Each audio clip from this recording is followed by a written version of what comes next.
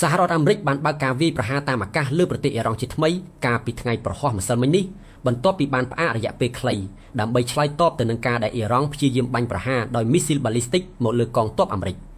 បញ្ជាការដ្ឋានកណ្ដាលរបស់អាមេរិកបានបញ្ជាក់ថាប្រតិបត្តិការនេះគឺជាការឆ្លើយតបយ៉ាងខ្លាំងក្លាចំពោះការវាយប្រហារមកលើកងទ័ពអាមេរិកក្នុងតំបន់មជ្ឈិមបូព៌ាភ្លាមបន្ទាប់ពីការវាយប្រហាររបស់អាមេរិកចាប់ផ្ដើមប្រព័ន្ធផ្សព្វផ្សាយរបស់អ៊ីរ៉ង់បានរាយការណ៍ថាមានសម្លេងផ្ទុះជាច្រើនកន្លែងនៅភាគខាងត្បូងប្រទេសក្នុងនោះរួមមានទាំងនៅលើកោះ Chisholm និងក្រុង Bushehr ប៉ុន្តែមិនទាន់មានការបញ្ជាក់ជាផ្លូវការអំពីចំនួនអ្នករបួសឬការខូចខាតនៅឡើយទេ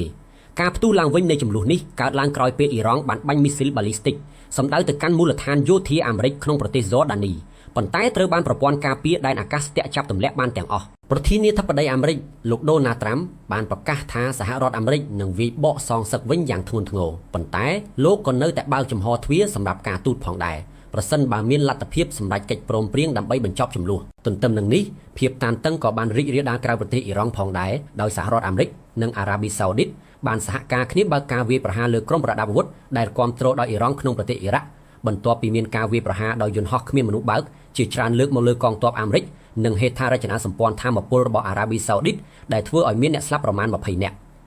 ការបន្តការវាយប្រហារនេះបានធ្វើឲ្យសហគមន៍អន្តរជាតិមានការព្រួយបារម្ភកាន់តែខ្លាំងអំពីហានិភ័យនៃជម្លោះកាន់តែធំក្នុងតំបន់